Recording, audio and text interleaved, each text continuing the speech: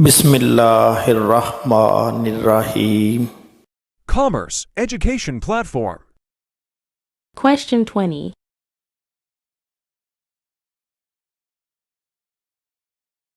A trader prepares at the end of each month a bank reconciliation statement for his business. Draft one such statement from under-mentioned items as on 31st December 2014 with the help of revised cash book. Revised cash book, आप जानते हैं कि कोई भी चीज़ हम दोबारा उसी वक्त बनाते हैं जब उसमें कोई गलती हो गई हो या कोई चीज़ छूट गई हो। यहाँ भी ऐसी सूरत हाल है। कुछ चीज़ें बैंक के पास रिकॉर्डेड होती हैं, हमारे पास रिकॉर्ड नहीं होती। तो जब हम रिवाइज कैश बुक बनाएंगे उन चीज़ों को रिकॉर्ड कर लेंगे और अगर कोई गलती ट्रेस हो जाए बैंक स्टेटमेंट को और बैंक बुक को मैच करने के बाद तो उसको दुरुस्त कर लेते हैं।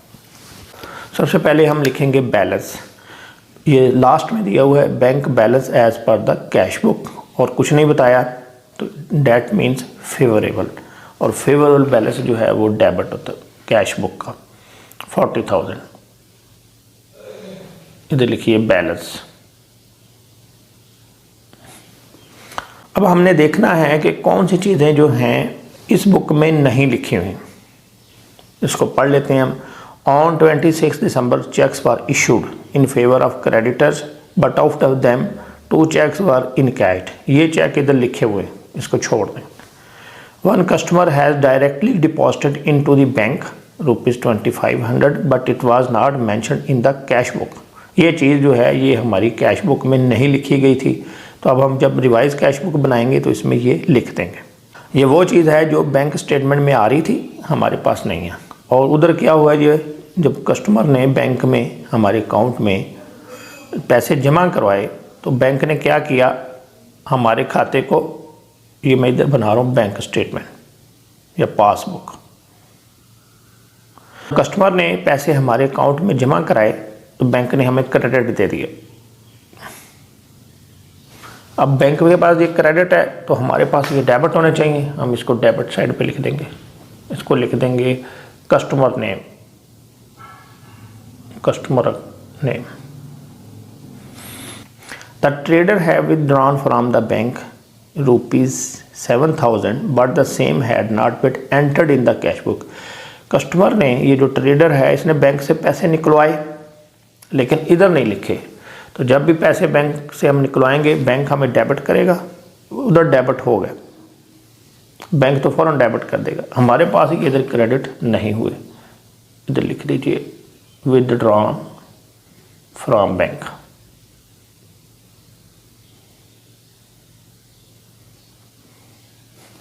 On 29th December, a check for ₹6,000 was received and entered in the cash book, but had been omitted to be sent to the bank.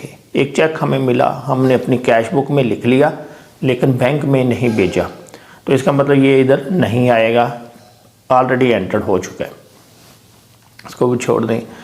On 27th December, ₹350 were credited in the passbook as interest on deposit, but the same had been recorded in the cash book on 31st December 2014. Bank ने क्या किया, 27 दिसंबर को अपने पास credit कर लिया, हमने 31 को कर लिया और हम बना भी रहे हैं 31 तक, तो इसका मतलब ये दोनों जगह आ गई है, तो ये ना इधर आएगी ना इधर आएगी। इसको आपने कुछ नहीं करना, छोड़ दें। अब आप इसका बैलेंस कर लें। ये डेबिट साइज ज़्यादा है, इधर 40,000 आ रहा है, इधर 7 है, तो ये इसका टोटल करेंगे तो ये बन जाएगा 4,500। इस टोटल को इधर लिख दें 42,500। इसमें से ये माइनस कर दीजिए तो ये बैलेंस आ जाएगा 35,500।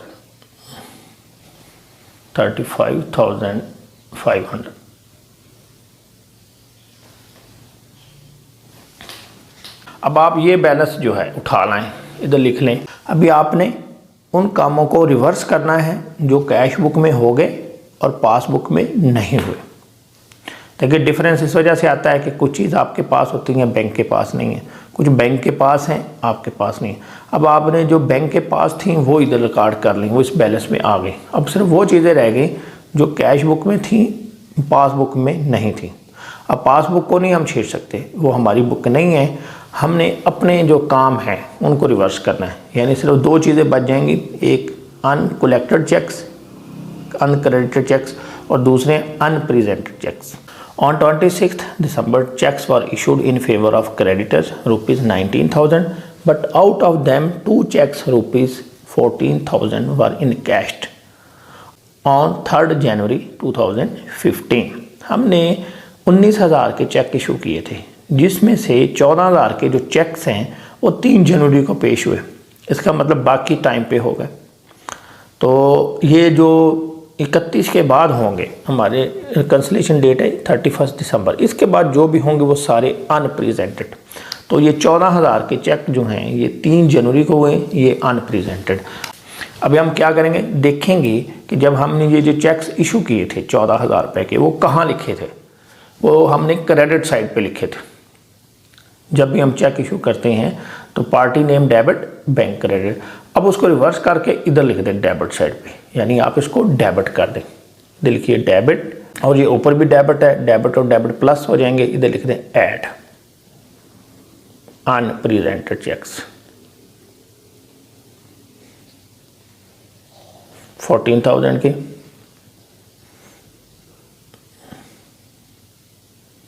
ये हो जाएगा डेबिट बैलेंस। ये हमने रिवर्स कर दिया। पहले हमने क्या किया था, बैंक को क्रेडिट किया था, रिवर्स करके दोबारा उसको डेबिट कर दिया, तो ये इसमें प्लस हो गया।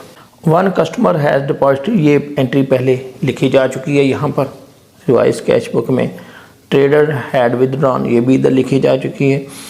On 29 December a cheque for rupees 6,000 were received and entered in the cash book. ये एंट्री हमारे पास लिखी हुई है, बैंक के पास नहीं लिखी गई। क्यों, हमने उनको भेजा ही नहीं चेक। तो जब हमने लिखी थी तो इस साइड पे किया था, बैंक डेबिट किया था। अब इसको रिवर्स कर दें, क्रेडिट कर दें। इधर लिख दिए क्रेडिट और इधर लिख दें अनक्रेडिटेड चेक्स,